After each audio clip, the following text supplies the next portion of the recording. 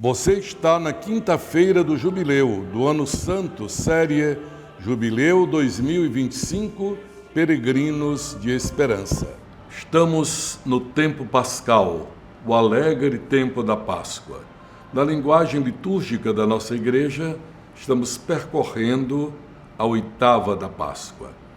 E é precisamente neste período belo da Páscoa que celebramos a vitória de Cristo sobre o pecado e a morte durante 50 dias. O tempo pascal se estende por 50 dias, coroado com a solenidade de Pentecostes, porque de fato o Espírito Santo, o dom do Espírito é o fruto da Páscoa. Então, eu quero destacar como um dos sinais de esperança que está na bula papal Spes non confundit, a esperança não decepciona, o Papa assinala no item 8º, sinais de esperança. Peregrinos da esperança, nós precisamos de sinais. E ele está nos dando, como dos sinais de esperança, precisamente esta coincidência feliz da data da Páscoa, sobre a qual iremos falar agora, em pleno tempo pascal. Na verdade, nós estamos falando que neste ano santo de 2025 há uma providencial coincidência.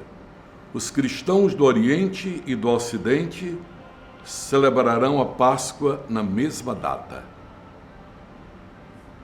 Os cristãos do Oriente e do Ocidente, que seguem o calendário gregoriano e o calendário juliano, celebrarão a Páscoa na mesma data. O Papa viu nisso um sinal de esperança para a reconciliação. O jubileu sempre passa por esse parâmetro da conversão, da reconciliação, da renovação espiritual. E a unidade dos cristãos, que todos sejam um, ó Pai, como Tu e eu somos um, é o grande anseio de Jesus.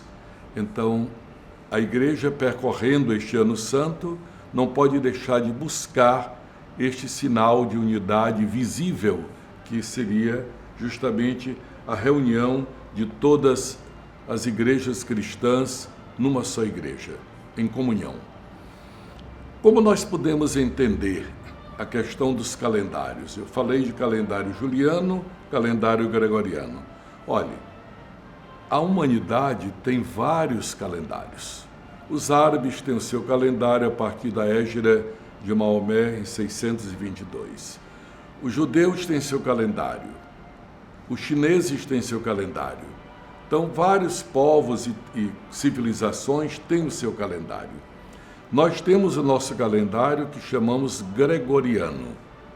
Mas antes de haver o calendário gregoriano, o imperador Juliano, imperador romano, na sua época, ele fez o calendário e ele recebeu o nome de calendário juliano. Acontece que após 1500 anos, mais ou menos, os estudiosos, astrônomos, cientistas perceberam que havia uma defasagem neste calendário. Em 1580, havia já uma defasagem de 10 dias. Então, como vamos corrigir essa defasagem? Isso tem a ver com o ciclo dos astros, etc., que não é o caso de agora explicarmos. Então, com a autoridade que o Papa gozava na época no todo o Ocidente, o Papa Gregório XIII, então assumiu essa posição dos cientistas de reformar o calendário. Então, formou-se um novo calendário. Por assim dizer, a humanidade amanheceu no dia 1º de outubro e meia-noite já era 11 de outubro. Um pulo de 10 dias. Nós vamos entender que, a partir daí, os dois calendários não mais se encontraram. 10 dias de diferença. O que ocorre? As festas religiosas e outras datas não religiosas passaram a ter comemorações em dias diferenciados.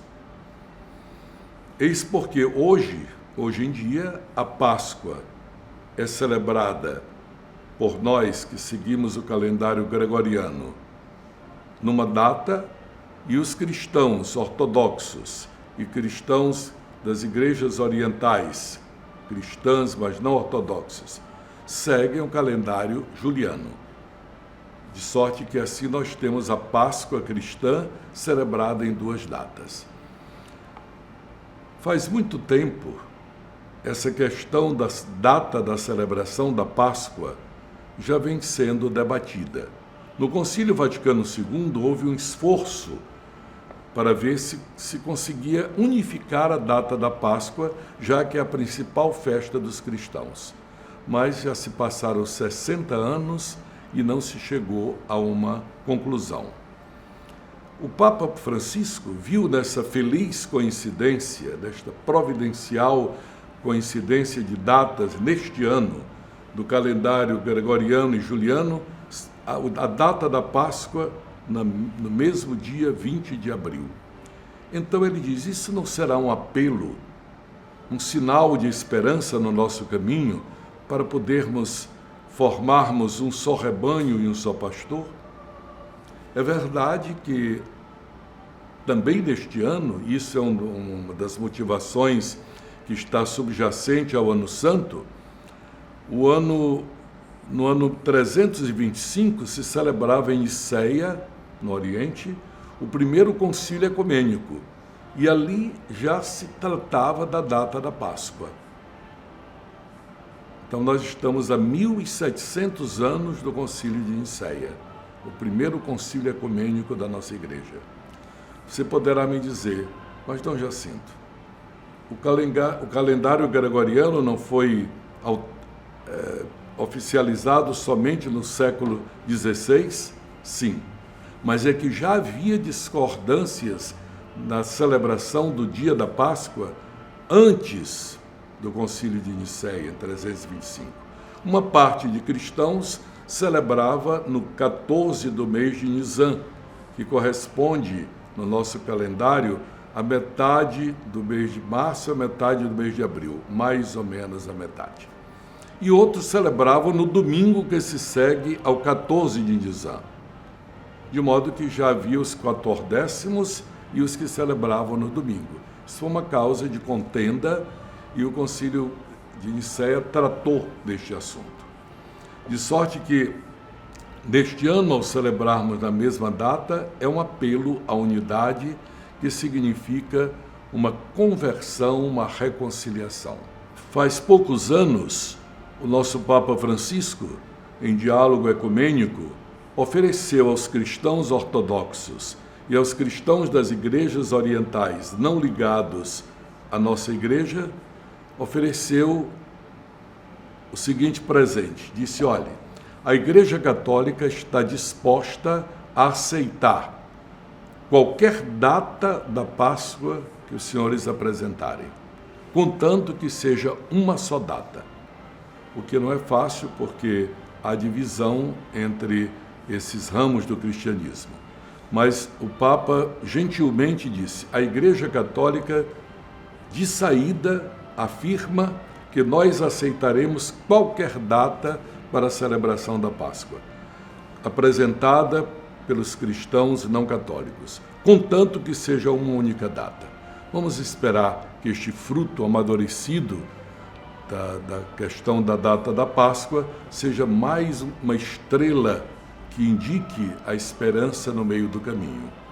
E revisitando então a história dos jubileus, chegamos ao 12º jubileu que a nossa igreja celebrou no ano de 1600, com o Papa Clemente VIII. Foi um jubileu muito bem participado. Fazia pouco tempo da reforma de Lutero e a igreja estava empenhada numa renovação espiritual, de modo que o próprio Papa se empenhou pessoalmente no cuidado com os pobres, em fazer do jubileu um tempo forte de oração. E isto deu uma grande força para que o jubileu se tornasse de fato aquilo que ele é, tempo de volta para Deus. No próximo episódio, nós vamos voltar a repaginar a nossa bula papal, A Esperança Não Confunde, para podermos então conhecer mais sobre os jubileus da nossa igreja e o jubileu da esperança. Então, concluamos com a oração do jubileu. A graça do jubileu reavive em nós, peregrinos de esperança, o desejo dos bens celestes e derrame sobre o mundo inteiro a alegria e a paz do nosso Redentor. Amém.